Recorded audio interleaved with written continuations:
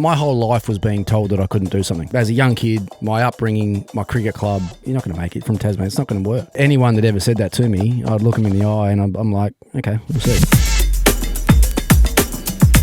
I think I've won more international games than any other player that's ever played. So that's what I wanted to do. If that meant that I had to play a certain way to give my team the best chance of doing it, then that's what I did. When I was playing, I didn't want to tell anyone anything about me or my team. I also thought of myself as being a protector of the team. How have you dealt with as a coach when an owner who's paying the bills comes in and says, right, I think you should do this rather than this? What am I here for then? You're not going to trust me. I've been around this game for a while. If you're not going to listen to me, then we're all wasting our time.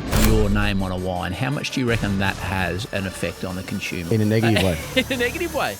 Really? I've done wine shows in Launceston, in my home state. People will turn up and they're like, oh, is this actually yours? That's the barrier we have to break down the most. You're not on social media, are you? Oh, no, I am. Yeah, I am. Are you? Yeah. Are you on the gram? Instagram. Yeah. What are you? Oh, well, I don't know. Just when you have dreams, don't let anybody tell you that you can't. Doesn't matter where you're from, who you are, what you do.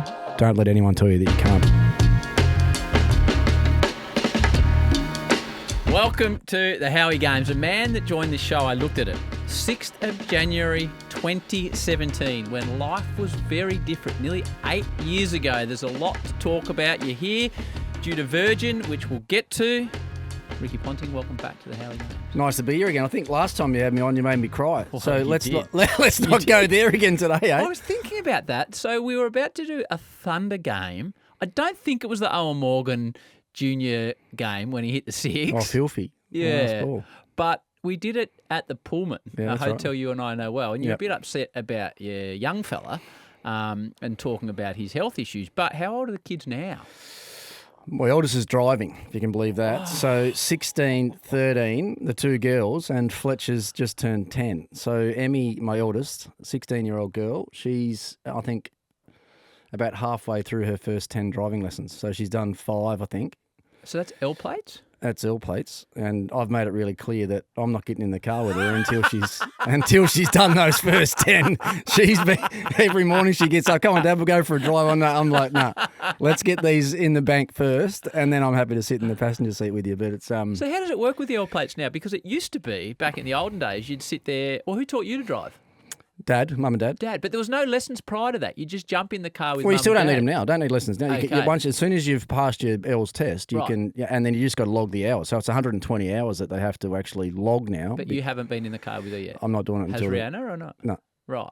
No, we've made that really clear to her. And if you know my daughter, you'll understand why. So we're staying clear of that. So, mate, that time is, as you know, with yours as well, that time is just absolute. I mean, when you said then, 2017, I know. I would have thought it was 3 or 4 years ago. So would I. Yeah. People say, how long's the podcast been going? I say, 5 years, but that means it's been going for 8 and a bit. And we can reveal this now. When I first started the podcast, remember we would work for Channel 10, and Dave Barham was in charge, who's now the president of Essendon.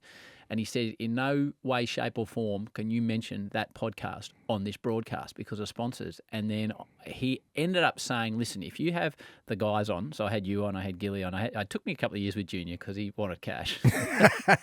Shocked me. Shocked me. But Dave said, if Ricky comes on, Gilly can mention that Ricky's been on and vice versa. And that was when, one point, whatever, watching the Big Bash. And we used to get a little daily readout. And it'd be like, it'd be the Yangs, and then it'd get mentioned on the Big Bash, and it was like the Rialto Tower. Yeah. And that's how the podcast first got up and running a little bit. And then it was every game you started mentioning it. We might have broke the And rules. it was like Gilly and I'd be looking at each other thinking, when's this going to come out here? When's he going to get the mention in? And you'd find a way somehow just to somehow bring it in there and to kick things off. So, as a result of it being 8 years ago, now I faced this last year and left the country. I had a long discussion with Susie O'Neill about this. On the 19th of December, we're recording this on the 23rd, Ricky Ponting, the little man from Tasmania, turned 50. What do you... So, I hated it. Yeah. I'm on the record of saying I hated it. Yeah. I left the country and I'm still struggling with it. You, issue, non-issue? No, non-issue, but I think for the last... I mean, I actually celebrated my birthday a few weeks ago, so because of how busy we are this time of year, and thankfully Channel 7 were good enough to give me a few days off leading up to Christmas and Boxing Day test, but I celebrated it with about 36 of my closest sort of friends and families at the races at Caulfield a few weeks ago. So that was sort of the birthday celebration. We had day at the races, back to my place for some food and drinks and stuff. So that was sort of done then, and that was sort of the major celebration of it. And then I was just sort of counting down the days until the actual birthday came around. But I'm not, these things don't. Do they not? No, don't worry me at all. I'm not a big milestone with anything, But really. did I start to look at that you're over halfway? That's what I've thought about that. I want to cram stuff We're closer in. to the end than the start. Yeah, that's exactly. For, and that's what does freak me out, to be fair. Well, I mean, as I said, even with your kids, that time, where's that time go? You know, I've been finished for 11, 12 years now from playing. Where's that time gone? Yep. So I guess when you start looking at it that way and you see some of the figures, I mean, there's some scary figures out there about the amount of time that you spend with your kids up until a certain age. I think it's 80% of the time you spend with your kids is from 0 to 16, something, or 0 to 18. It is. It's at 90%. And that genuinely affects me. I get quite emotional about that because, you know, I've got two teenagers now, just turned 15, just turned 13. And I think to myself, in 3 years, my daughter might move away to study.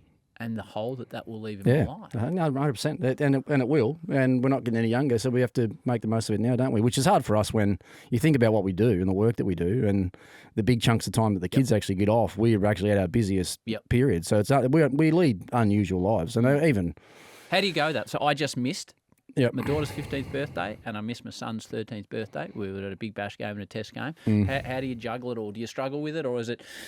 You spend even more time away than me because you spend big chunks in the IPL as well. I've been a bit lucky the last 4 or 5 years that with the kids at the age they're at, I've been able to travel with them a lot. So if I've been away for work, they've been able to come for long periods of time. So the IPL last year, they were away for 6 weeks and then had a month together at MLC. So same old thing. The more you pay for them to go to school, the less they actually go. Never a true word. How many times we've mentioned that?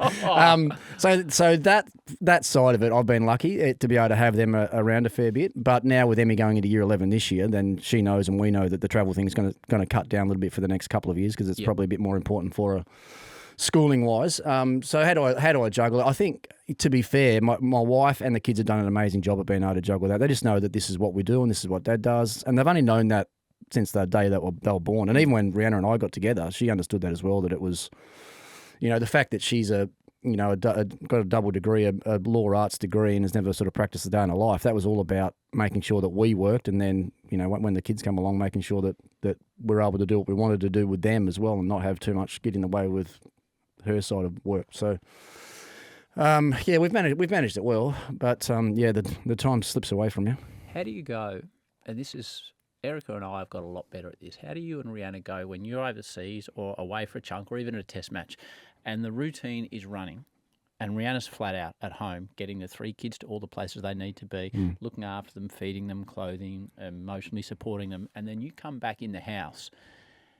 How do you go about not disrupting the routine? Well, we do, don't we? Well, we do. We disrupt it. We give them we give them a few little issues for the first week or 2 weeks when we get back. So it takes you a while to get back into the groove. 100%. But what Rihanna and I have done really well, and this is part of going back to what when we decided that she wasn't going to practice, was that every cricket tour I'd been on as a young single bloke, so as a 19-year-old in the West Indies and a couple of tours after that, it was really evident to me that at the 3-week mark of every tour that I went on, the older senior guys that had kids and were married, the windjometer went through the roof. And I'd be sitting back, because I'm pretty perceptive with that stuff. I've always been someone that just sits back and watches and listens, and I just picked these things up, and you could tell straight away that it was 3 weeks every time. And so I said to her, I said, look, I've seen it firsthand. If we're gonna make this work, then I reckon 3 weeks apart is about the maximum that we can do. And we've done it up until this year.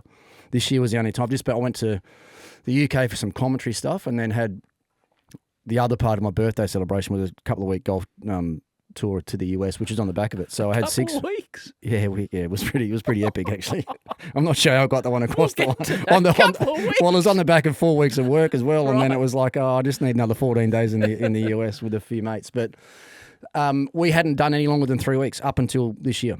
So we'd managed it that way, and otherwise it just gets too hard and too difficult. But so that the separation bit's one, but when you come back and try and integrate yourself back into what's been happening at home, it can be tricky.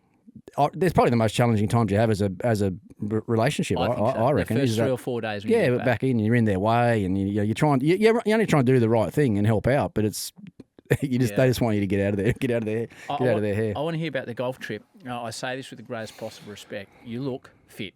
And this is the greatest possible respect bit. Back in the Big Bash days of Channel 10, we used to have a joke that we come back each season and maybe you got a bigger size of pants each year because that little Tasmanian bum got a touch bigger, a touch bigger. Yeah, the thighs get a little bit bigger. They did. But, I saw you at the World Cup last year on the treadmill and stuff. You're obviously really looking after yourself.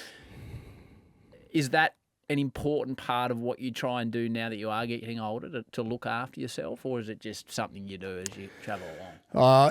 Look, I go up and down really. And I'm not, to be honest, I'm not that fit right at the moment, but I've got, I go to the IPL and I'm there for a couple of months and I'm expecting the boys to be training their backsides off every day and then I end up doing that. So I work really hard over there. We look at me, I'll come back, I'll be 5 or 6 kilos lighter in a couple of months. I just get really conscious of what I eat and how I train, and it's every day, and it's flat out. And how do you go avoiding the buttered naan? Because every time I order something in the hotel at the IPL at the World Cup, I'm like, right, I'm just going to stick to the chicken. I'm not getting the buttered naan.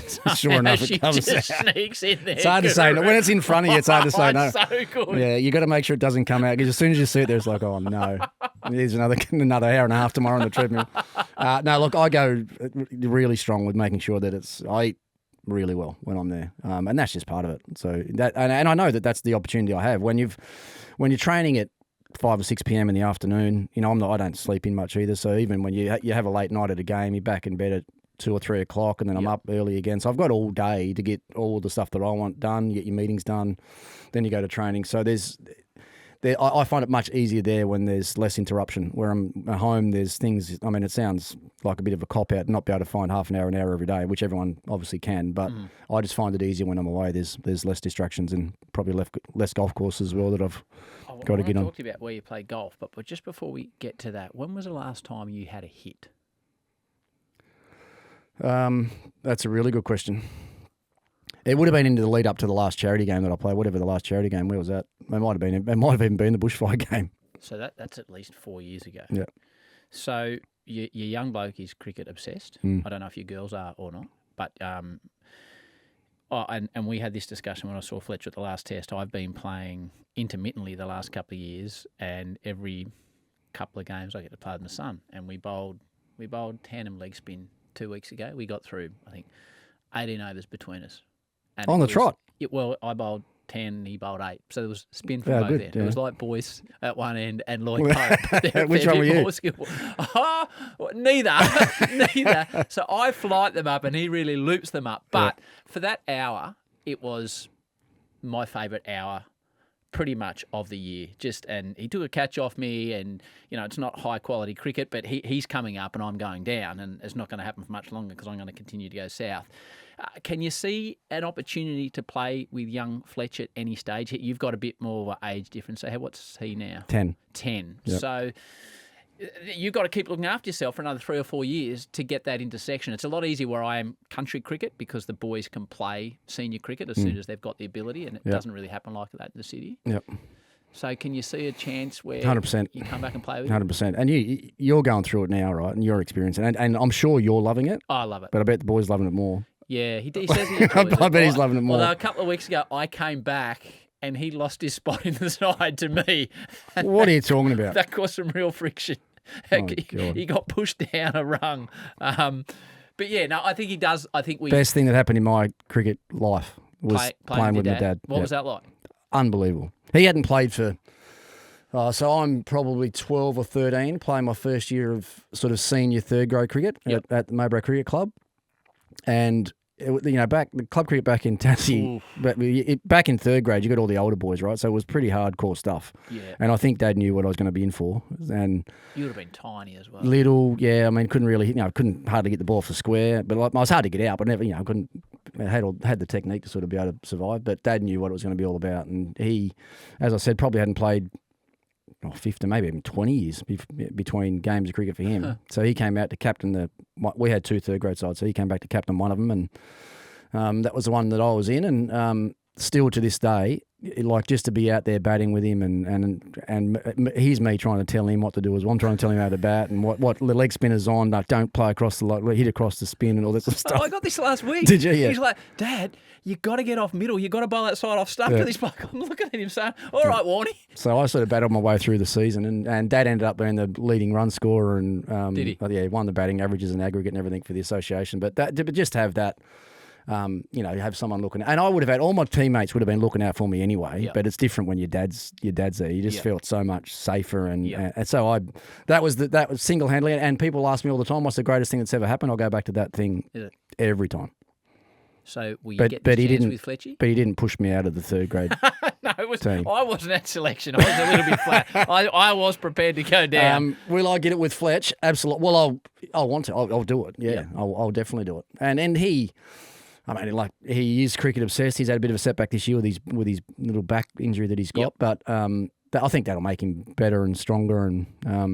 And he'll be 11 probably by the time he plays. He might not play this whole season, but he might be 11 when he plays again. And I'll be very conscious of making sure that I'm able to do the same if he wants me to. But I mean, even the club that we're at, there's a lot of dads similar sort of age with me, and they're already talking about the club. Actually, I think have a couple of games a year maybe where it's fathers and sons against fathers and sons from other teams. So we'll make sure we're ready to go and play those games at least. The golf trip, where'd you play? Oh, it was epic. It was good. Well, run me through it. We started in LA, so it was LA Country Club and Riviera. Wow. Which are unbelievably good. Then we go down to Philly. We play Bolters Roll, Pine Valley. What else? We played Bolters Roll twice, Pine Valley. I'll miss some out here. I had a shocking memory. I can check them up on my phone. Then we went to Long Island, played Shinnecock Hills, Friars Head. Sabonic we were supposed to play, but the weather was bad on that day, so we didn't play that one. And then into New York for Liberty National, Deepdale, places like it was I think we played 11 games in 12 days. And plus travel. Well, there's only one flight because it was only one flight from LA to Philly, and then was a drive from Philly down to sort of Long Island and New York. So it was the guys that I went with, 3 other guys here from Melbourne who have got contacts all over the US. They're members at Royal Melbourne, so they do a lot of sort of reciprocity type things. So whenever Americans come to Australia, they want to play Royal Melbourne, so someone will host them there. Then you'll make contacts, and then when they travel back, there's places to go and play in the US. So. It was awesome. Yeah, it was really good. So that was the first part of the birthday sort of celebrations. How was your golf at the moment? My golf was good on that trip. I haven't played as much the last few weeks, obviously, but what are you playing off at the moment? 2. 2. Yeah, but I probably played better than that while I was away. I had a couple of years where I wasn't playing well at all. Probably not enough sort of competitive golf. With the schedule that we have, I might get a couple of hours a day, so you end up going to the range and hit a few balls, and you don't play many competitions, you just play with your mates, and I reckon for that. But when we're away, it was pretty competitive stuff, so to get into the routine of, caring about every shot and, having a scorecard in your pocket, all that sort of stuff made it, those competitive juices got going again, ended up playing a bit better, so it was, it was good fun. It's with that father-son thing, the young fella.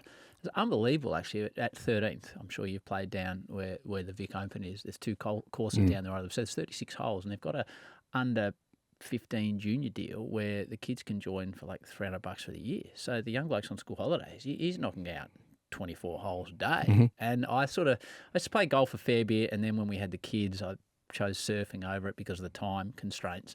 But I've started playing golf with him again, and it's that conversational piece you get with your child for 4 or 5 hours uninterrupted by phone calls or your mates that is, it's valuable time. 100%, yeah. Fletcher's the same at Sorrento, so we have a lot of our summer down there. So I join him up in the junior program down there, and I get a certain amount of games with him every year. So, and he loves that as well. He's he's got reasonable hand-eye coordination stuff. So whenever he can, he gets into he enjoys his golf. But it's only sort of that time of year. It's a bit hard, it's like when you're in town and in the middle of the commitments. Well, and daylight, isn't it? Yep. Like that. But so we sort of down there when daylight savings is on. It makes it a bit easier to go sort of later in the afternoons. Now you are here due to the fact that Virgin Australia got in touch and they said, "Can you try and get an athlete on that one hopefully flies Virgin, which is you, absolutely, yeah, and 2 has been involved in a small business because the good folk at Virgin Australia Business want more people in small business to be flying." And it was an easy sell for you because you took me into that fancy Virgin Club.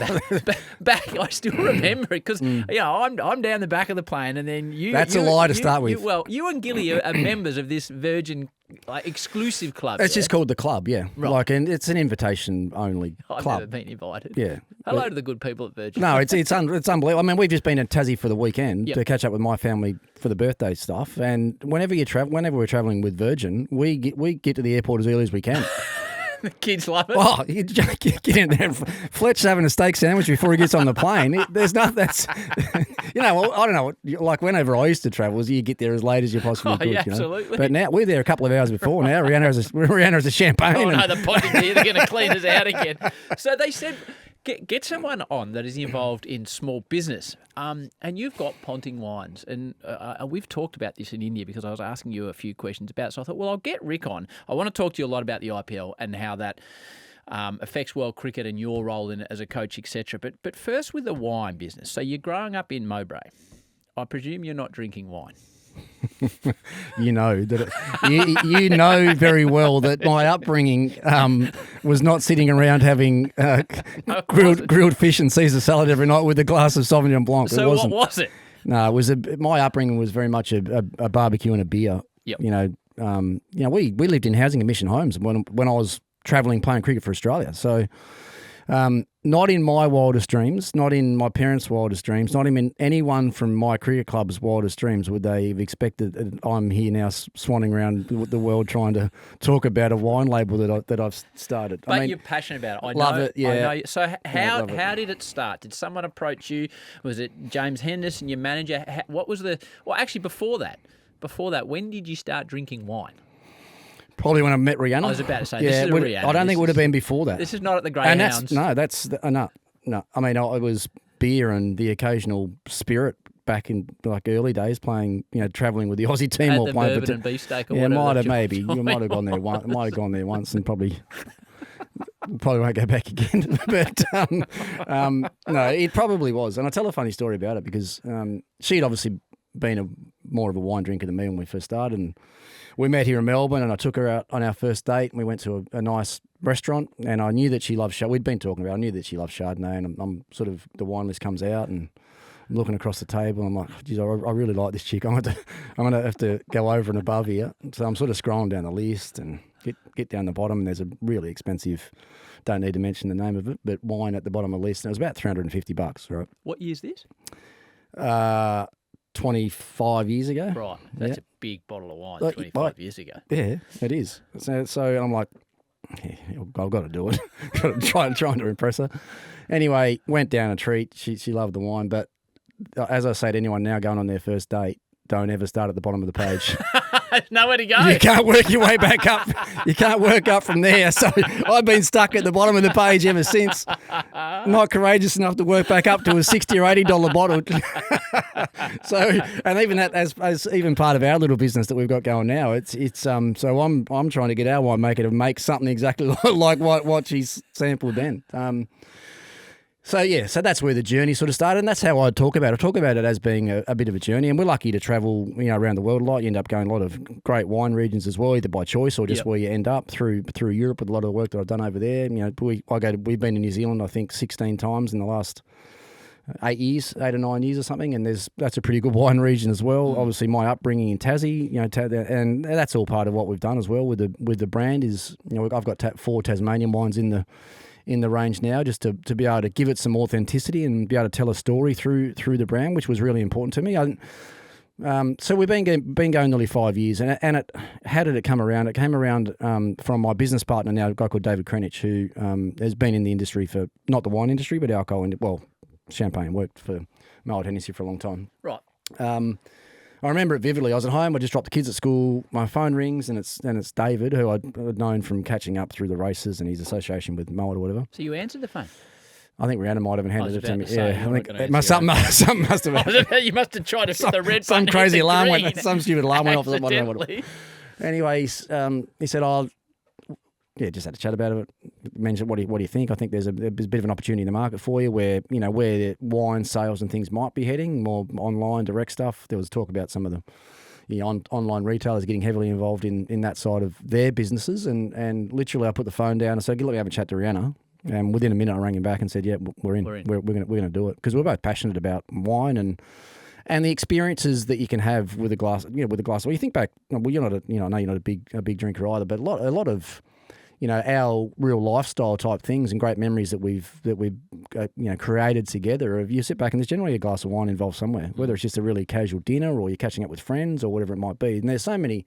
So yeah, so that's we're passionate about doing it, and it's it's not easy. It's hard work starting a business from scratch. What's hard about it? 'Cause I remember you saying this in India, and you said to me, "Well, any startup's hard. I mean, you've got to find all the right people. You got one. You got to be passionate about what you want to do. Two, you got to have a vision of how you want it to be, and then how do you validate that vision that you have? How do you live your life daily to come up with a set of values, if you like, and way you live and how you treat people and what you want to get out of your business. You've got to live by those things every day to get it up and running. And the Australian wine industry is massive, right? You go to any bottle shop, now you walk in now and you think of how many different bottles of wine and brands you can see. And we're a startup sitting in these big shops with these other, you're hanging out against the Penfolds of the world. It's not an easy thing to do. So, but right from the start, I wanted us to be a little bit different. I wanted to be a premium wine brand. I wanted to make sure I had the best winemaker that we could find that was able to help us tell the story and grow the authenticity of the brand, which ends up being a guy called Ben Riggs, who's based in McLaren Vale, who's been in the industry for 35 years, and it wasn't about just ringing him and saying I went over there, had days with him, sitting around and understanding what he's done and who he's worked with and who he makes for now, and the scope of business that he'd be able to provide for us. And being McLaren Vale based, and as I said, in the industry for a long time, he can reach out to just pretty much everyone and certain parcels of land where he knows there's good fruit and be able to make great wine for us. So the wine. So where can you get the wine generally? Well, it's probably better. I mean, it's retail. It's in retail, but it's obviously it's probably easier now for anyone just to get it through the websites. It's next day delivery. So you've got your own website. Yeah, pontingwines.com.au. Yep. And we've got 11 wines in the range now. There's always different deals up there with, and certainly coming into this time of the year with mixed packaging and put together and offers on delivery and discount codes. I think we might even be putting a discount code together for anyone that listens to this. There might be like a Howie Games discount code that we might be able to get up if I can get it. Once the audience gets on, you know how many people listen to this show. You better stock up. You better get your man in McLaren Vale to get ready to roll. There'll be enough. There'll be enough. Okay. Yeah. So how much? So say I walk into the bottle shop, right, and there wouldn't be statistics on this, but when I walk into the bottle shop and I don't know a great deal about wine and I see your name on a wine, how much do you reckon that has an effect on the consumer when they go, Ricky Ponting's wine, I'll give that a crack? In a negative way. In a negative way? Really? I'm being serious. Why? Because people don't believe it. So they don't associate that you're connected, passionate to the wine? Well, I think they think that I'm a paid ambassador for a certain brand, and that's what I'm talking about the authenticity of what we're trying to do. So I wouldn't have picked that. Yeah, so that's the biggest hurdle that we've probably faced so far. Is it's because it's happened so many times before, right? Where there's been other celebrity brands, if you like, that someone stuck their name on a bottle and is being paid for, but not involved. They wouldn't even know what happens with it. That's not us. We own this is our business, right? So we the authenticity. That's what I'm saying is. And for the opportunity, even something like this for me, to be able to talk about it and have so many people listen to it and understand. Like I've done wine shows in Launceston, in Tasmania, my home state, where we've got our little stall set up, and I'll be there. You're there. I'm there, and I'm pouring the wines for everyone to taste. But people will turn up and they're like, "Is this actually yours? Is this your?" That's in Launceston. So you imagine what it's like in other parts of Australia and other parts of the world. So that's the barrier that we have to break down the most. And, our distribution becomes a really important part of that as well. So, for the distributors to be able to tell that story as well. And then hopefully that flows over into retail. So when someone walks into a store, if they do notice the bottle, have the retailers be able to tell the story about it as well. Yes, it's his.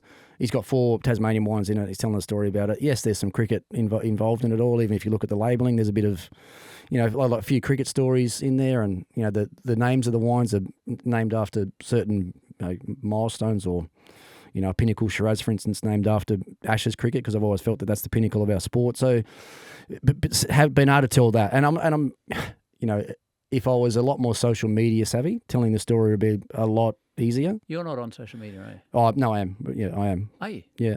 Okay. You Well, haven't, how do we you haven't, follow you you? haven't been checking me out. I don't know. Are you on the gram? Instagram. Yeah. What are you? Well, I don't know. Just how do I find that out? No, I was just Ricky Ponting in that, I guess. Okay, let me show you. What do we got there? Well, there's not. Well, you'll notice. Oh, yeah, once again, and I'll open it up. Yeah. Hey, what do we got on here? Okay. 604,000 followers. Well, I've been going for a few years, but Right. that's probably not increased over. IPL That's stuff. probably not increased over the last. Okay. They probably collabs, are they? There. Click Well, on. there is. There's some that looks like it's from you. Others it looks like some people might have some influence on your page. No, that's not my page then. Okay. No, that'd be you. 604,000. No, that's not it. That's not my page there though. That's a fake Ricky Ponting that's No, got I'm- 604,000. No, let's go back to. That'd be you. Yeah, No, that's you. not. Yeah, but that's not my home page. How do you get my home page up? I don't know. There. Yeah, that's there we that's go. it. Ricky Ponting. Yeah, that's And me. Ponting Wines Yeah. got one as well. Yeah. Okay. Oh, no, that's you. There you That's go. me There's a there, bit yeah, of there's more- kangaroo stuff. yeah, There's there's a you bit- and Rihanna. So bit if more you're there. not following him, which I need to do, just put in Ricky Ponting. So, we're going to get to the IPL.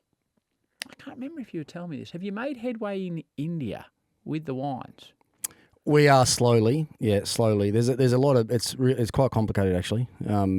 Distribution into India. There's so many taxes and tariffs and everything that goes on. Premium products that go into India.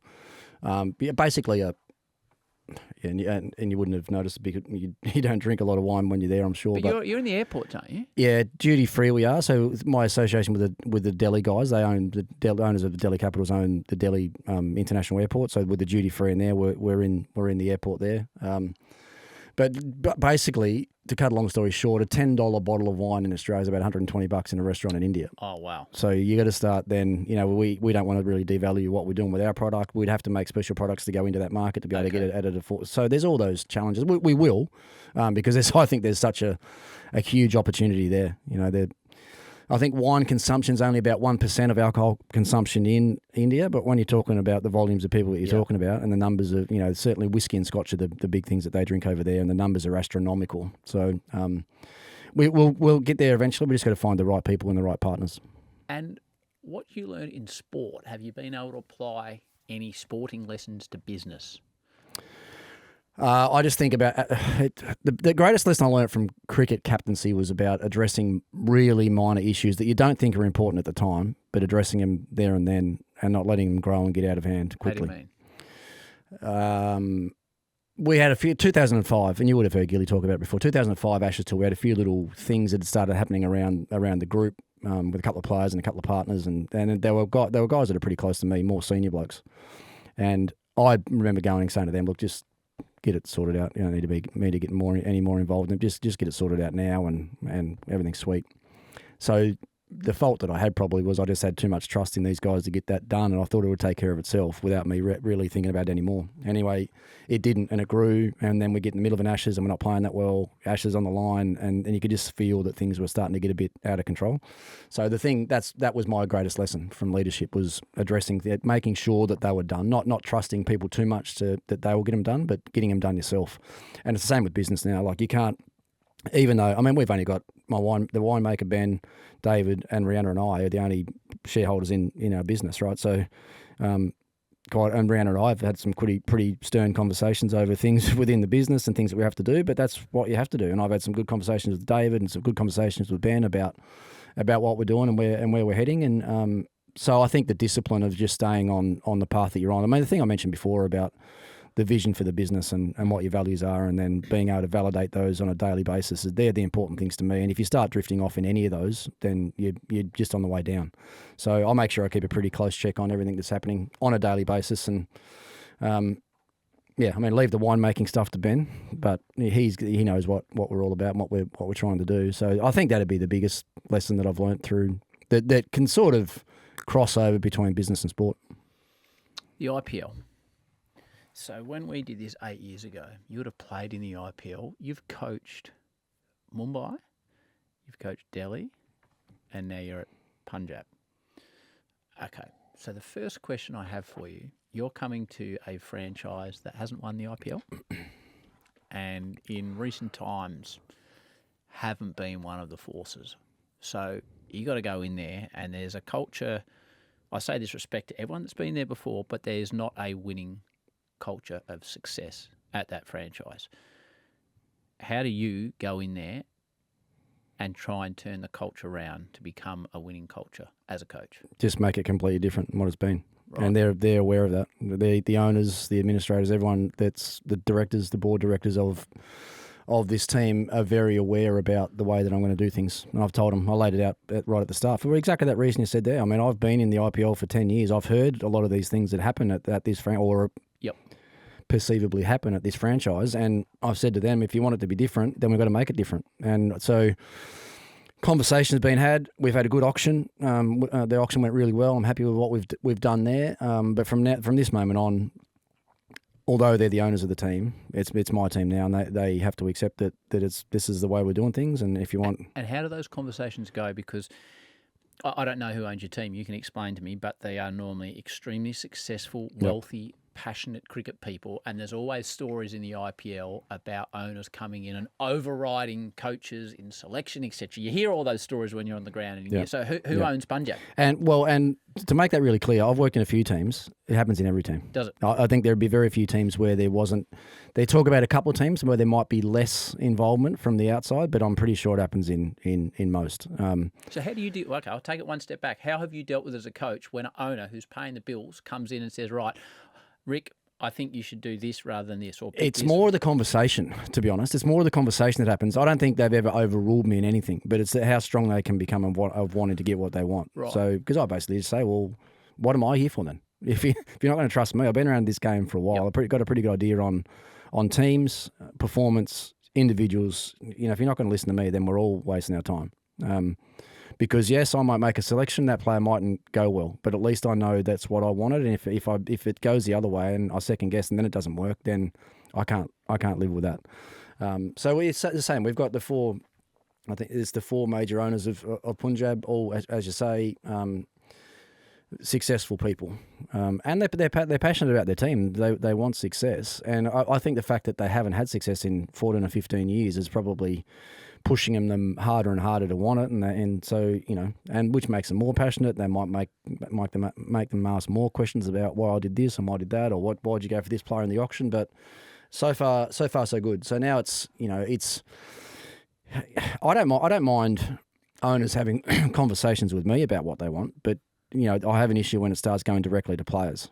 Because if I'm giving one message and there's other messages getting to player, then that's where you end up with issues. So they know that the line of communication to the players has got to be through me. And if they come to me with something and I think it's worth talking about, then I will. But if they come to me with something that I don't think is worth talking about, then I've got to filter that and just make sure I'm doing the right thing for the team and for the boys.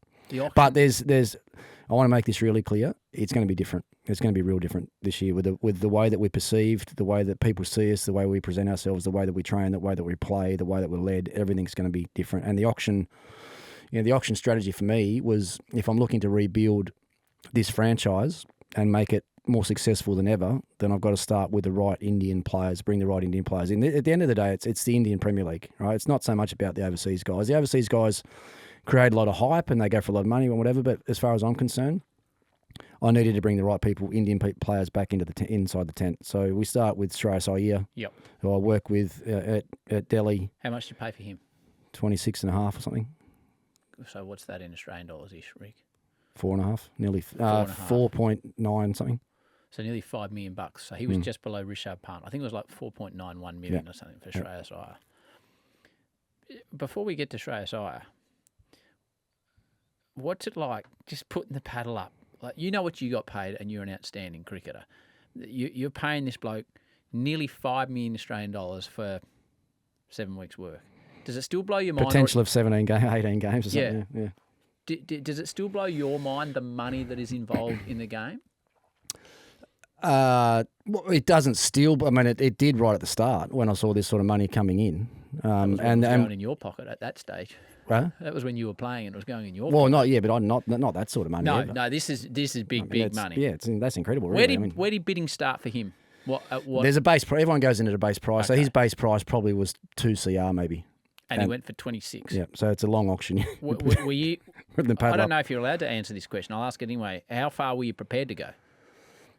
Was it starting to get? Oh, hang on, we've nearly spent $5 million. Well, when you go in, you know the salary, you know the amount of money you've got to spend, and there's so much strategy and work that goes into working out who, because they come out in groups, right? Yep. And come out in groups of 8, pretty much. And some of the players you want might be in the 4th and 5th group, and so you have to put a budget on what you're willing to spend up top. Otherwise, you miss the ones down later. He went for more than we expected. Okay. Yeah, but I don't know if you watched the auction or not. But yeah, I did. There was a team that I was bidding against that I was pretty keen to make sure they didn't go there. I did. Yeah, so we would have gone a little bit higher, which just would have made the rest of our auction a little bit more difficult. So there are other things that happen on the way down. So I think Arshdeep went first, which is one of our players from last year. We had a chance to retain on 18 CR. He went for 18 CR, so we'd locked him in. I think Sarayas was second. Then Yuzi Chahal, the leg spinner, was the next. Yeah, he was the next. Well, you talk about people and characters, right? So he was a non-negotiable for me as well, and we'd budgeted a certain amount for him, and he went a lot above. But so what is it about him? So for those that don't follow the IPL, this is he's a champion for the skinny men. He's a little fella and bowls big leggies. Yeah. And he's a great character. Always smiling on the ground. Great character. But he's the best spinner in the auction. Right. And so for spin bowlers in the IPL, you want wicket taking spinners, and leg spinners generally take more wickets than off spinners. So he was a non-negotiable. So there you go straight away. The 3 that I wanted to bring in, one that's been there for 3 or 4 years in Arshdeep Singh, a captain that was a non-negotiable for me as well. Saraswati that I've worked with before and had a lot of success with him, and he's a great person. And then Yuzi. So the Indian guys that we want are perfect. And then, we had to make a few tweaks as the auction went on to make sure we ended up with a really good squad. But so when we're starting from scratch, that was the important, not starting from scratch. We're not starting from scratch. I'm trying to make things different and rebuild and have the right people around. And those 3 were non-negotiables for me. You did pick up some Aussies. So you got Josh Inglis, you got Aaron Hardy, you got the Stoin, you've got Maxi, who I want to ask you about, and you picked up one, Xavier Bartlett as well. So Maxi was in here talking about his fantastic book 8 weeks ago. I did the launch for him last night. Yeah, I did see that you were doing his book. It's a great read. As a coach, I want to ask you about coaching these superstars, but what do you think the coach needs to do to get the best out of Glenn Maxwell? Because he is a lightning rod. He comes out the other night. I did the game. He made 15 off 5. He hit 2 massive reverse sweeps for 6. And then he got out. And Junior was losing his mind in the box. He's like, why didn't he push around a few singles, see off the quick bloke from the Adelaide Strikers? Thornton. Why didn't he? And then he had 6 more overs of leg spin coming his way. Yeah. So it does Junior's mind. It does his head in. I know he looks at the game differently to you. So how do you get the best out of Glenn Maxwell in an IPL? I've had a couple of cracks at it already and probably not been able to be honest. So I captained him at Mumbai, and I don't think I coached him at Mumbai. I think he was there first year when I was captain, and I played, and then dropped myself after a few games to bring him in, Dwayne Smith, into the side actually, and then I had him at Delhi for I think a year, and I didn't know Glenn very well at that stage when I had him at Delhi the first year. I know him a lot better now. Coached him in the MLC last year in the team that won. Washington Freedom won the MLC, and at certain points, for me, I've learned a lot about how to best communicate with him. I look at the situation like the other night, and Glenn's heard me say this. I've got no issue in saying it now. I think a lot of the time he overplays situations in games. What does that mean? Tries to do the hardest possible thing, the least expected thing in a situation that he doesn't need to do. Which is why in commentary we love him, because he's going to do something outlandish. Yep. So... But when you're coaching that, that's not that easy to accept a lot of the time either, okay, right? So Junior's reaction, he's looking at that as like how a teammate or a coach might look at that. That's how he's looking at it. So if you're looking at that innings, you'll have seen that innings. What are you advising him to do at the 5 ball mark? He's 15 from 5 and he's hit 2 6s over the Adelaide Oval offside to a leg spinner, batting basically with a left-hander. So this is the challenge with him though, right? Because if you tell him not to do that, he hasn't hit those 2 6s already. That's right. So, that's what I think when I'm watching it. Yeah. He's a challenging one to captain, because you don't want to take that real flair and the real good stuff away, But at some point, you feel that there should be a little bit more responsibility for what your team needs from you right now. So the biggest thing that I talk to players about with T20 cricket is if you're batting and you're at the crease, just step away, give yourself three more seconds. When you're under the pump and you've got something in your head, just step away, give yourself 3 seconds, and don't think about what you're going to do. Think about what your team needs you to do right now. And then go back to your stance then and understand, what does my team need me to do right now. So the other night, it might not have been to play another river or however he got out. It might not have been that his team needed him to do. But if you're thinking that way, that's got to help you get. It's got to help you get through. And I had those chats with him during the MLC. Early in the MLC, he probably overplayed a few situations. Rashid Khan's thinks he needs to reverse sweep him first ball out. And I'm like, mate, there's a 50-metre boundary down the ground. Just hit him down there. You know what I mean? Yep. But it's a challenge. But it got to the point where I'm like, he's not doing himself the most justice he could. He's not certainly doing the team the most justice. And then the back end of that tournament, he got 70, 80, whatever, and played beautifully. So I think I've got a better understanding now. And the thing with him, you have to pull him aside and just have a face-to-face, one-on-one conversation and make it about what his team wants from him. And that's what I did in MLC. I dragged him at the end of one team meeting, halfway through the tournament. We were walking out, and I just grabbed him, and I thought, no, I've got to do it. Grabbed him, had a conversation. I said, look, you play the way the team needs you to play, and you're going to win games, and we're going to win the tournament. We had a good team. Just go and do that. And he did. Full credit to him on the back of one little conversation. So that's where coaching now has its own challenge. You have to be so understanding of what every single player needs every single day and every single game. You can't talk to them all the same way. You can't give them all the same direction. You've got to understand them inside out as people and know the best way to communicate well with them to get the best out of them. And I reckon I had a little moment there in the MLC where I think I'm closer to being on top of him than ever. So along the lines of Maxi, you got off the back of an incredible big bash where we were all talking about Jake Fraser-McGurk. You had an injury at Delhi. I don't know who was injured. I can't remember who was injured. Davey. Right, yeah, Davey. So you needed an opening bat, and you got Jake Fraser-McGurk there, and he eventually came into the team, and I couldn't believe it because by the time I got to the IPL, I arrived 3/4 of the way through the tournament, and all anyone was asking me about is Jake Fraser-McGurk. He was the most talked about player in the IPL in a competition that is stacked with the best cricketers on the planet. So now you're coaching Jake, and you're watching the way he plays, which it was a game, I can't remember what it was, punt, and you know how you do 4 overs in commentary and then the knocks 4 overs. I was doing overs 5 to 8, and I think Big Ravi was doing the first 4 overs.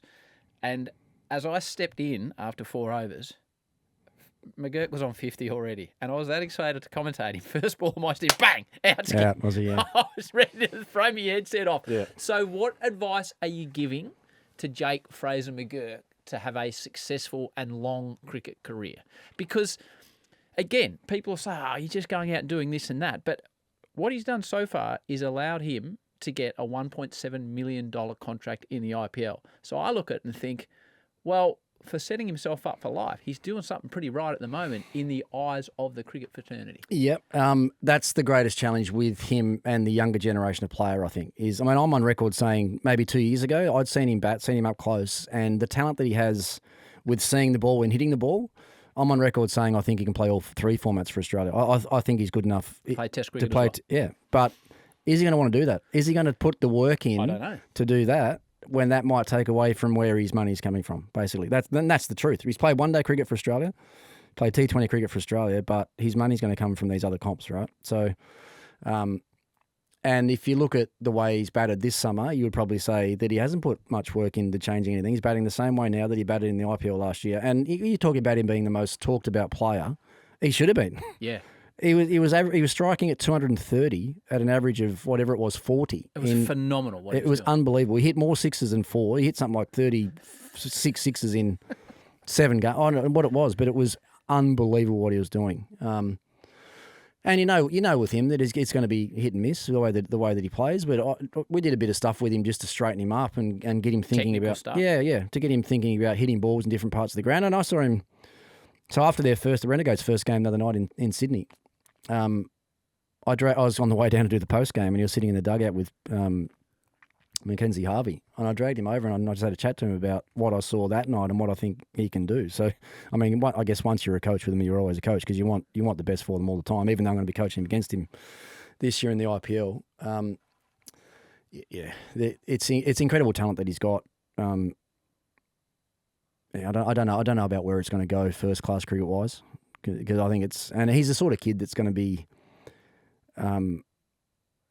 Not caught up in the shorter formats, but you know what I'm trying to say. Like that, yeah. That's where his life is. As you say, his life changed on the back of 8 games last year, and if he can go back and do something similar again, then he could potentially be a 10-year, 12-year player at the one franchise and go from 1.7 what he's on this year. He might be on.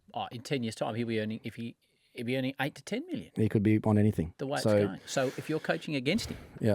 I don't know if you're prepared to say. No, I'm not going to tell you, but I've got a pretty clear idea of what I'm going to do. I coached against him in this year. So MLC. Okay. MLC, we coached against him a couple of times, and we got him out how we thought we might get him out. Actually, if you were bidding in your heyday on yourself in the IPL auction, what are you paying for Ricky Ponting? So this is what I'm bringing to the table. Gun bat doesn't have Chris Gale's power, but gun bat, gun field.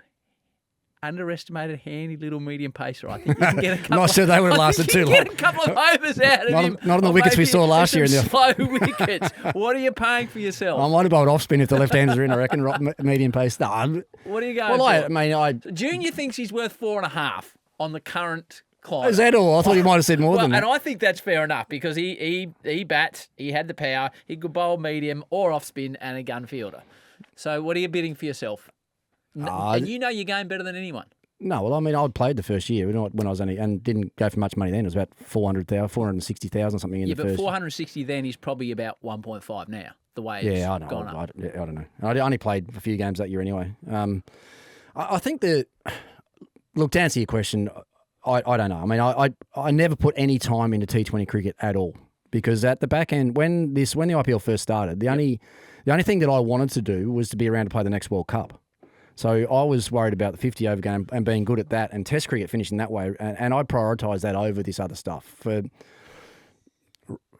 the reasons of wanting to win World Cups and Ashes series rather than what money might have come from the T20. So I'd sort of gone the other way, probably because as well it was at the back end of my career I was probably never going to be good enough to be one of the best players in IPL. Really, the way it turned out. Whereas Gilly and Simo and all those guys were probably still good enough to be the better players in those tournaments.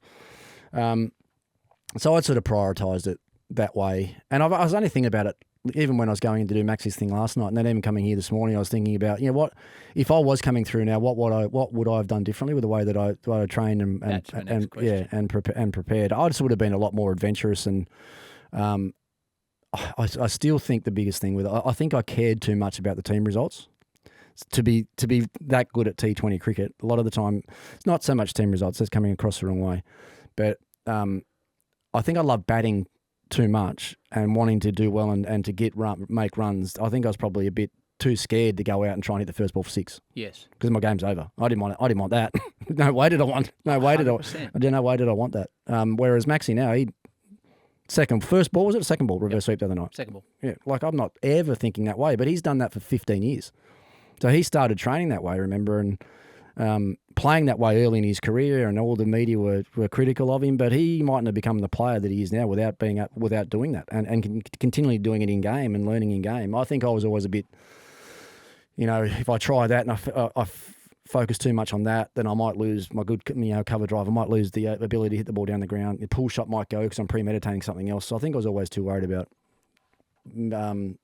jeopardising what I had rather than trying to expand too much. But I know within myself in one-day cricket I could have played a lot better. Like I could have been a lot more aggressive and done things earlier in innings and taken game on earlier. But it was all like I was just so focused on making sure that I did whatever the team had to be done to try and win that game of cricket. Well, the World Cup wins that you had that shows. Well, and as I think I've won more international games than any other player that's ever played. So one-day internationals and Test matches combined. I'm the only player in history to have won over 100 Test matches. So right, yeah, and I'm reading this stuff now that I'm on social media. Yes, I'm learning this stuff all the time. About yourself. No, it just comes up, but. I think there was a thing the other day that I've made the most international runs in winning causes in the history of the game. So there's these sort of things, and that's what I wanted to do, right? I wanted to be out. I wanted to win games for my team, and if that meant that I had to play a certain way to give my team the best chance of doing that, then that's what I did. Ricky, what are you paying for Ricky, Tommy? Current auction, what are you paying? I've got a number in my head. Oh, Jesus, Tommy's giving you $4 million. Has he? Jeez, I love you, Well, mate. maybe mid-20s, later 20s when I'd had the game sort of worked out. I mean, the first ever international game of T20 cricket we played, I got 98 not out in the first ever international against Who New was that Zealand. against New Zealand? Yeah. So that was the first ever game Tommy's played. holding up 5 fingers. Oh, is he? now. I've got him. He's going up. Keep going. Right. And that was played as, and there's the most classic quote you'll ever hear from anyone, and it was me. The day before that game, we were playing the first ever international T20 game. And they asked me about it. And I said, "Oh yeah, I think this is a great idea. This will be a great promotional tool for 50 over cricket in countries like New Zealand, the smaller countries. Like we're trying to attract new. This will be great. We'll play one of these before a one-day series, and then everyone will come and watch the one-dayers." I was a fair way off, and I remember Haydos at the time saying, "Are you joking?" He said, "This is going to be the biggest thing that's ever happened in world cricket." And I kept saying, "No, it's not, mate. This one, everyone will get sick of seeing 4s and 6s, and it'll die off in a couple of years." That's nearly 20 years ago. Here we are now. And you're so now inextricably linked with India. Before we ask you about cricket in America and how that's going to go, although after you've just said that you've bailed out on T20 cricket, I'm not sure I'm going to take your advice on America, whether it's going to work or not. The World Cup final and how you're now received in India. So we weren't flying Virgin. Do you remember the name of the airline we all flew to Ahmedabad in? SpiceJet. And I was a bit concerned. For the final, you mean? Yeah. When we were all at the airport waiting, Yeah. and there was yourself and Finchy and Everyone. Sonny would have been. Sonny was there. I think Watto was there. Big Matty Hayden was there. And I remember getting my ticket, and it was SpiceJet. And I'm thinking, oh, hang on. I'm not sure about this. I don't know, because we'd been flying Indigo, and they were fantastic. Yeah. And every airline in India was on time. The airports are incredible. And there's people say, oh, you must have a million delays. I never get delayed when I'm in India. In fact, you can miss the plane because it goes too early. But because I guess it was all booked late because the organisers didn't know whether Australia would be in the final, all the tickets were booked late. So you weren't in your normal business class seat.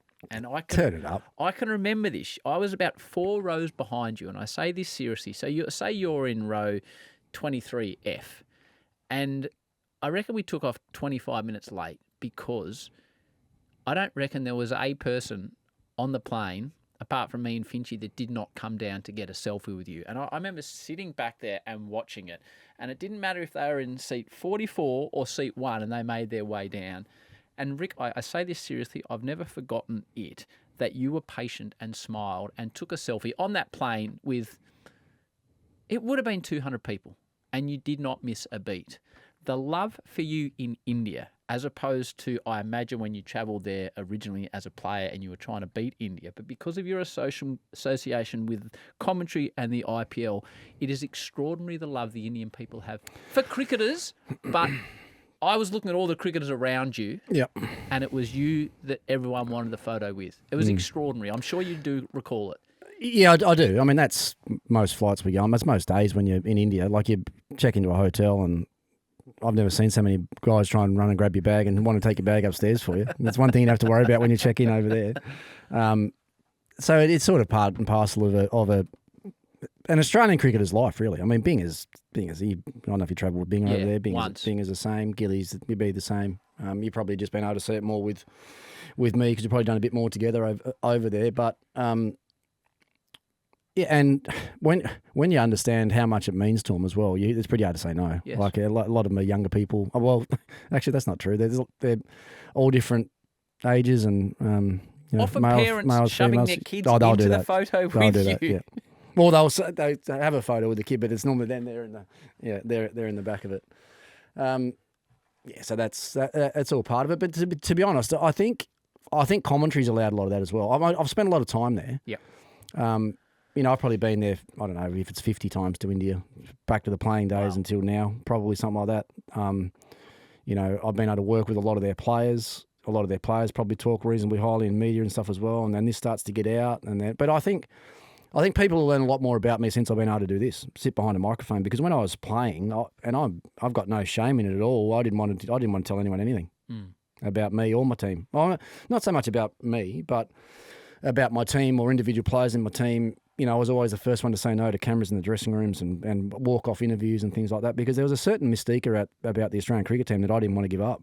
You know, rightly or wrongly, and I also thought of myself as being a protector of the team when I was captain. So I talk about it as like the helmet on, helmet off sort of syndrome. When I was playing, I had a helmet on and I was protective and didn't give anything away. And now when I take the helmet off, get behind the microphone, have like people probably think of me as the most serious, snarly from the way that I played, but when I've been able to do this and get out and interact with people, it's probably the other side of that the Indian people have probably seen more than when I was playing. You know, I'm not, yeah. That's probably the biggest thing, I think. The amount of time I've been there, exposure that I've had, to be able to get my own, you know, my personality out there a little bit more than I did before has been able to probably change a lot of people's perceptions, not only India, but probably around Australia as well. And the UK. Well, that's the other place. We mentioned David Barham earlier on. That was his thing at Channel 10 when the Big Bash started, wasn't it? It was like, okay, Ricky's had his helmet on for 15 years and we know him as a bit punchy. Show what type of actual person he is, and the country fell in love with you in a short period of time. The other selfie story I remember with you, and I can't remember what airport it was, and a guy came up and asked you for a selfie, and you said, no worries, got a selfie with him. And a minute and a half later, the same bloke came back, and you said politely, oh, didn't you just get a photo? He said, yes, but sir, this is an actual 4K camera. So he had someone else's phone, and he wanted a better standard picture. Yeah. Cricket in America, you're becoming... I look at. We talked about turning 50. The LA Olympics. Although I did read the other day that cricket could well be in New York. I look at that, and if anyone's listening that's heading up the production for the LA Olympics, I've got my hand up to get a gig on that commentary, because I think after working on the Olympics before, I think the cricket in the LA Olympics will be a truly amazing experience if you can be involved in any way. But I think they're going to play it in New York. You probably know more than me. Because you've taken on the coaching and your name gives gravitas to a tournament. I think when you signed on and then you see Paddy sign on and Travis Head and Steve Smith sign on, Maxie, all of a sudden you think, oh, this is not just another one of those T20 tournaments that's going to come and go. The Major League Cricket has some gravitas behind it because of the names involved, of which you led the charge. Yep. Where do you think it's going, cricket in America? I think it's definitely heading in the right direction. But I think there's so much more that can be done as well to be able to promote the game better and have young American kids talking about the game. Pretty simple stuff to it. I mean, the tournament that I coached was a really good tournament. And this year, you're in charge of the Washington Freedom. Yeah. Washington Freedom. You nearly said something else, then, didn't you? You nearly got another team out there. But you don't go to Washington, do you? No, we didn't play there. No, we will eventually. Right. They're building their own, pretty much building their own stadium now. So they've got a number of different sites. In fact, this might be wrong, but I'm pretty sure it might be part of the franchise agreement that you have to build your own facility. So San Francisco will play in San Francisco and Seattle wow. Yeah.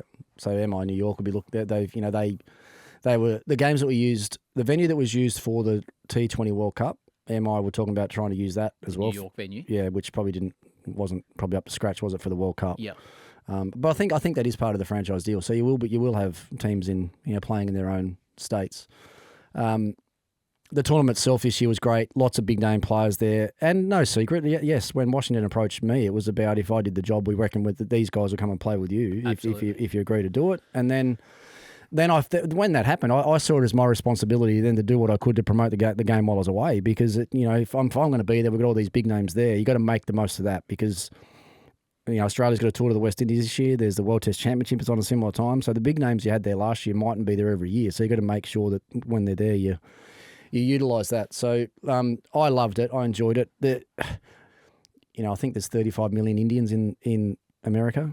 They obviously bring the game with them. Yes. But I don't think they can sit back and rely on that as that'll maintain the game where it is now. But I've got to find a way to this trajectory going up like that.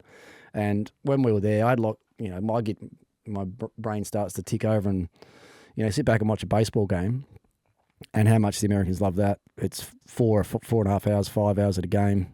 If I asked you a question about how many home runs you think are hit through the history of Major League Baseball per game, what would you say? Oh, I don't know. I'd guess I'd overestimate it. I presume there's not as many home runs as I think. 0.9. So there's not even one per game. No, so you have blokes that get in, so runs that are scored, but actually home run hit. Less than one homer a game. Right. So if young Americans, if they love that, imagine going to a game of T20 cricket and seeing 18 26s hit and outfield catches on the boundary line without gloves, and it's a 3.5 hour game. Yeah, but it's relatable for the crossover of baseball. Yeah, but the activity you get to see in 3.5 hours compared to what you see in a baseball game is chalk and cheese. So and the first thing I'd do with it, if I was, and someone will do it, and someone probably smarter than me needs to, but to promote the game there, I wouldn't even call it cricket. I just call it T20. So you take the game there, you're taking T20 there. You're not taking cricket there, because as soon as they hear it over there, it's like, oh, that game goes for 5 days. Like, it's boring. It takes too long. Don't get a result. As soon as you start talking about T20, it's different. They can see it. They know it's 3 hours, and you start promoting the game that way in primary schools and growing it up from there. And there's got to be eventually more fun in a 3.5 hour T20 package than a 5 hour baseball package, even for kids. So I think there's huge opportunity. I'm really excited. I'll have an extension done, and probably a pretty long one in the next little period of time. I loved it. The family loved it. We had an incredible group of people at Washington Freedom, from the owners right down to the playing group was great. All the staff were great, and we had a good time. So I'm looking forward to going back. A couple of quick sporty ones to finish off the old Sportsman's Night. Best 3 bowlers you've faced?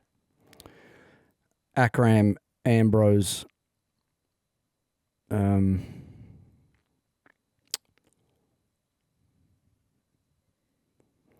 maybe Dale Steyn for fast bowlers. Spinners, Harbhajan got me out more than anybody. Harbhajan and Kumble probably got me out more than anybody else. Murali was incredibly difficult to face, in Australia or in Sri Lanka, because of the variations that he had and the speed that he was able to bowl. Actually, I'll tell you who was a very good bowler, Muhammad Asif. Was he? Yeah, he was a very good bowler, Pakistani swing seam bowler, very good, very skillful bowler. So when you're talking those quicks, where do you think if you'd faced Bumrah, he's coming into that equation? Oh, he would be. I faced him in the net. I played with him. I was his first captain at Mumbai. Was he? Yeah. John Wright identified him as a 17-year-old. And the first year of the... How did he see him? Where did he see him? Out in some domestic competition somewhere. Unusual kid, this really strange action bowls, these big in-swingers. He played that first year that I captained. That I did not Virat know. Kohli was his first wicket in the first game of the IPL that season. It's not the first game, actually. We played... First game of the season that year that I coached. MI, yeah. And he just, all he could do was just bowl. He bowled in-swingers that went this far. Did he? Yeah. So you're showing over a metre at the moment. Yeah, massive big hooping in-swingers and still at good pace. I wrote a quote from Huss this morning, actually. So Mike Huss was there a few years after I coached, and Huss said he faced him in the nets and he couldn't lay bat on ball. He said he felt like he was batting with a toothpick. Really? Yeah, that was the quote from Huss this morning. So, I do an ICC thing with his wife, Sanjana. And after the first test in Perth, she said, "Oh, so how would you actually play Bumrah?" I said, "Easy. I'd just run down the wicket the first couple, whacking back over his head.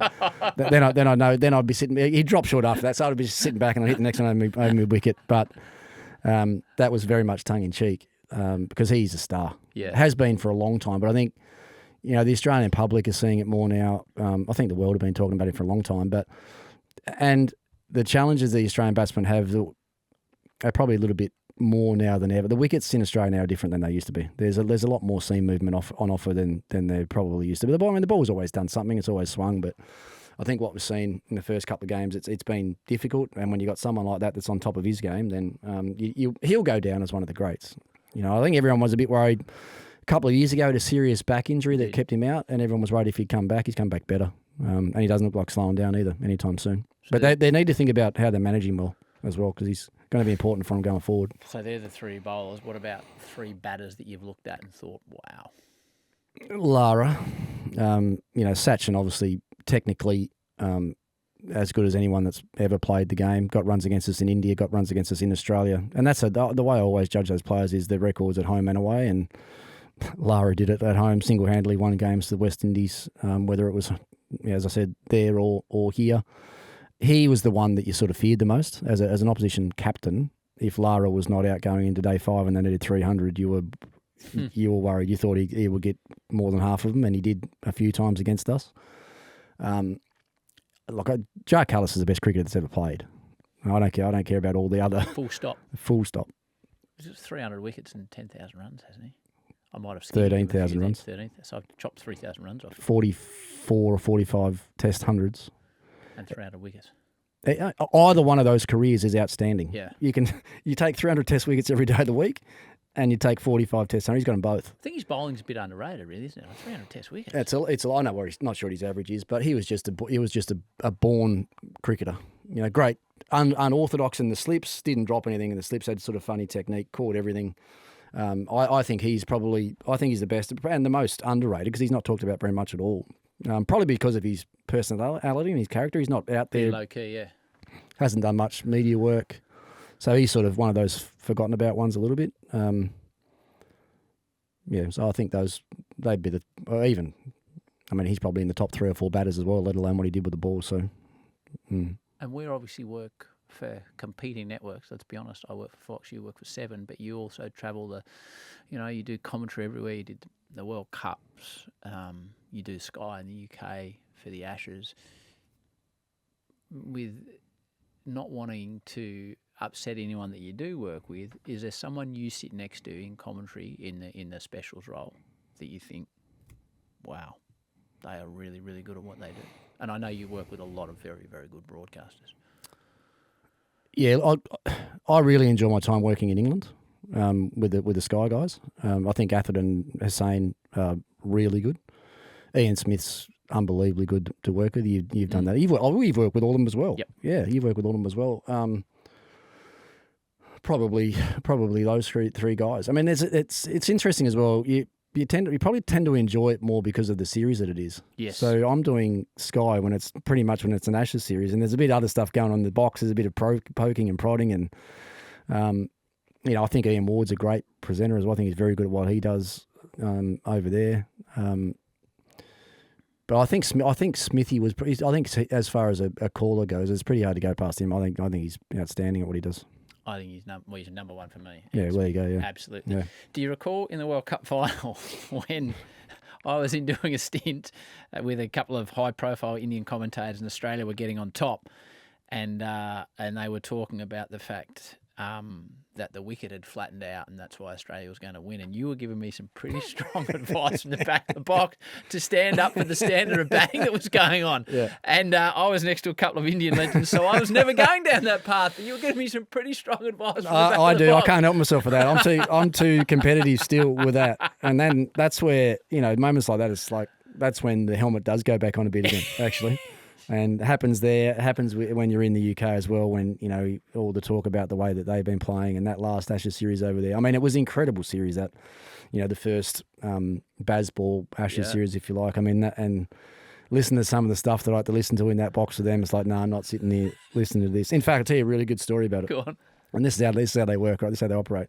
So we're at Edgbaston for the first test, and Nathan Lyons just come into bat with Paddy at the end.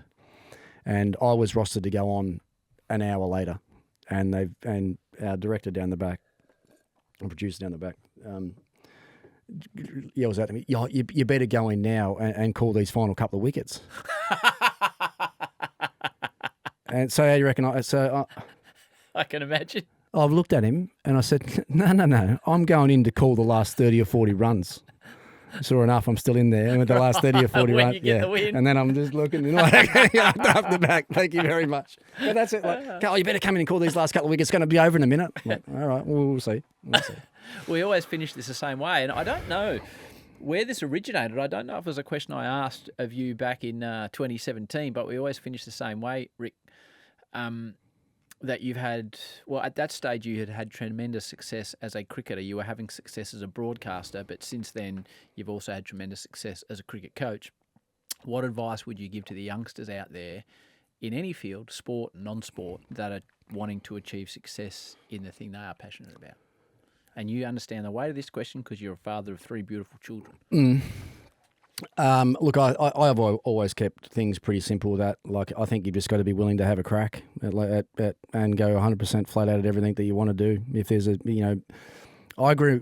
My whole life was being told that I couldn't do something. So as a young kid, my upbringing, my cricket club, being from Tassie, everyone, you can't. What are you doing? You're wasting your time. You're going to the cricket academy. You got to go back to London. You're not going to make it from Tasmania. It's not going to work.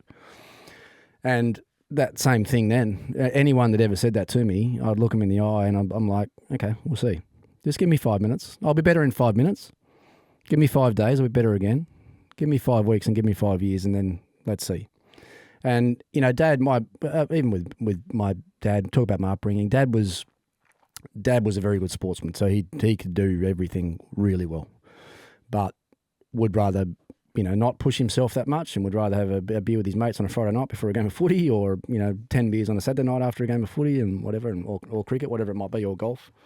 And when I was coming through, I think he saw a fair bit of him in me, and I'm talking when I'm real little.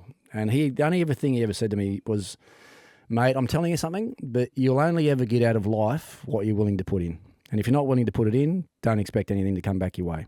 And that's the only way that I've ever lived, is trying to find a way to get better every day. Certainly with my kids now, trying to find a way to get, make them better every day and give them the direction of understanding what that means and how that looks. And even with the business now, we've got to find a way to get better every day with the little business that we started up. So when you have dreams, don't let anybody tell you that you can't. Doesn't matter where you're from, who you are, what you do.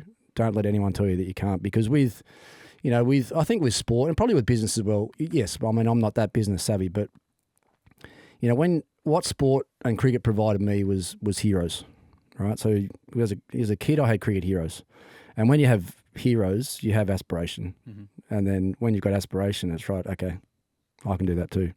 So that's what I'd say to kids: find out your heroes are. Look at what they've done, dream about what they've been through, aspire to be like them, and then go out and do it for yourself. And don't let anyone tell you that you can't. So that's what I've always done. And even to the end, the way that I trained and played and prepared and tried to set example for everybody else was on the back of all of that stuff. So pretty simple stuff, but I reckon you could ask a lot of sports people the same thing, and they probably come back with a pretty similar. All business people, they probably come back with a pretty similar response. It's a great response. It's a great podcast. I always value time I spend with you. I know you're a busy man, whether it's in the back of a cab in India or on a flight or sitting here doing a podcast. It's always a privilege, mate. It's great to see you. Well, when you got me on that live podcast on the way to the airport one day. We did. That was the Tour Diaries. Yeah. That blew can I just have a chat there for 5 minutes? Yeah, about an hour and a half on the way to the airport. I can't help that the Indian traffic slowed us down. I can't control. I see that new road in Mumbai, though. We should be right now. Yeah. I saw that new road is there. As a result, Sonos have jumped on board with the podcast, which we're very appreciative of. The headphones you are currently wearing, which are a magnificent headphone, are now yours to take home. Are they? In the box, so you can re-gift them. You can give them to Rihanna and say, look what I got you for Christmas, love, or you can take them as your 50th, or you can give them to young Fletch. It's not a bad idea about the Christmas present, actually. It's a good late breaker. Good late breaker. You can understand that I'm not that well organised with a lot of this stuff, so running a couple of days out. Can I get them gift wrapped before I leave? My word, you can. Tommy will put a little bow on them. And next time I see Rihanna, I say, what'd you got for Christmas? Ricky got me these beautiful Sonos headphones. Well, we'll know. Mate, great to see you. Thanks for coming on. You too, buddy. Well Always a pleasure. Thanks, mate.